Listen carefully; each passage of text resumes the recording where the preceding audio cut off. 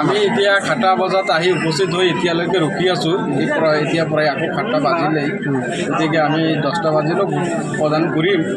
কিন্তু আমাৰ বহুত কষ্ট হৈছে, মহিলাখিনিও কষ্ট কৰি আছে। এতিয়ালৈকে মহিলাখিনিও যাব পৰা নাই, গতিকে আমাৰ বহুত কষ্ট হৈছে। এই কষ্টতেই ভোটদান কৰি আছোঁ। এইখিনিয়ে আমাৰ 36 নং বুথ। আমাৰ ৰাইজ 1236টা বুথ আছে, কিন্তু EVM এটা আহিল।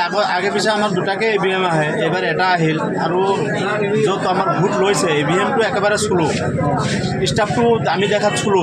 এইকাৰণে আমাৰ এতিয়ালৈকে ইমান দেৰি হৈছে। আৰু এতিয়াও প্ৰায় 400মান মানুহ ভোট দিবলৈ বাকী আছে।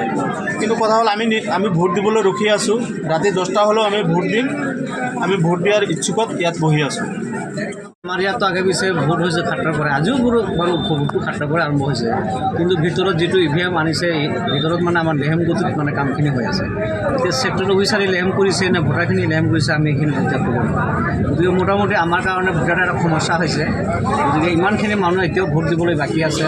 গতিকে আমি যিমান পাৰোঁ আমাৰ ভোটখিনি আমি সাব্যস্ত কৰিবলৈ আমি চেষ্টা কৰিম। গতিকে আৰু বাকীখিনি ৰাইজ আছে, আমি এটাই মত, আমি ইয়াত ভোট দিয়াৰ চেষ্টা কৰিম। ভোট দিবই লাগিব। বাহিৰতো আছে মানুহ, বাহিৰতো মানুহ আছে।